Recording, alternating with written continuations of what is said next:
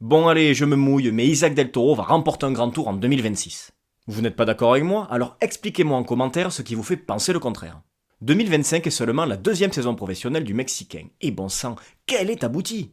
On l'a vu durant toute la fin de saison, mais c'est un homme de classique. Sa razzia sur les courses italiennes en atteste. Mais c'est aussi et surtout un homme de course par étapes. Inutile de vous le rappeler, mais son Giro a été exceptionnel et c'était son premier grand tour. D'ailleurs, il perd ce Giro non pas à cause de ses jambes, mais à cause de son staff qui n'a pas bien aiguillé ni donné les bonnes consignes à un gamin de seulement 21 ans. Je vous le dis, si dans la voiture de la UAE il y avait eu ce jour-là le regretté Nicolas Portal, grand artisan des victoires de la Sky, jamais le scénario de l'étape n'aurait été celui-ci.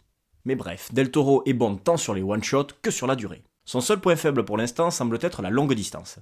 On l'a vu sur les mondiaux de Kigali, le Mexicain s'est grillé les ailes à vouloir suivre Pogacar où il termine loin du podium à plus de 4 minutes. Sauf que sur les grands tours, les étapes difficiles et de montagne de plus de 210 km, ça n'existe pas.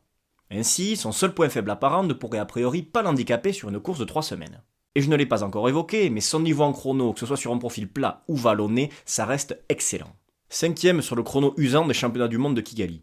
Et 12ème sur le premier contre-la-montre du Giro taillé pour les rouleurs. C'est pour toutes ces raisons que je pense que Del Toro va remporter un grand tour en 2026. Pour être plus précis, ce sera celui sur lequel Tadej Pogacar ne sera pas aligné. Alors, êtes-vous convaincu de mon argumentaire? Pensez-vous que Del Toro puisse remporter un grand tour en 2026? Dites-le moi en commentaire.